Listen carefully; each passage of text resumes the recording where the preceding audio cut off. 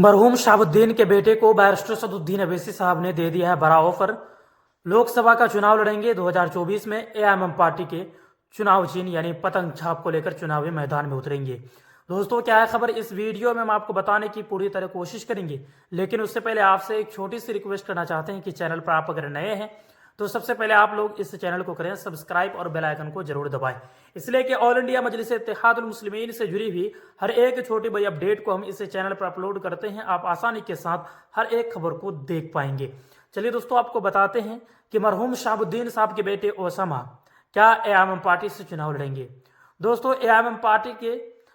जो बिहार के प्रदेश अध्यक्ष जी हैं जनाब अख्तरुल ईमान साहब और युवा प्रदेश अध्यक्ष जी जो हैं आदिल हसन आजाद जी, वह कई बार पहुंच चुके हैं मरहूम शहाबुद्दीन साहब के घर, यानी उनके बेटे ओसामा साहब से भी मिले हैं और उनको ये दावत भी दिए हैं कि आप हमारे पार्टी ऑल इंडिया मजलिस इत्तेहादुल मुस्लिमीन में आइए, हम पूरी मजबूती के साथ आपके साथ खड़े हो जाएंगे और आप जहां से चाहे चुनाव लड़ सकते हैं, आप जिसको चाहे टिकट दे सकते हैं। आप सभी को पता है कि मरहूम शहाबुद्दीन साहब आरजेडी में थे और जब उनका इंतकाल हुआ तो आरजेडी ही उनका साथ छोड़ दिया। आपने देखा किस तरह से मरहूम शहाबुद्दीन साहब के बेटे दर बदर फटक रहे थे अपने अब्बा का लाश घर लाने के लिए। बिहार दिल्ली के एम्स में था जब मरहूम शहाबुद्दीन साहब, तो उनके बेटे ओसामा साहब दर बदर भटक रहे थे,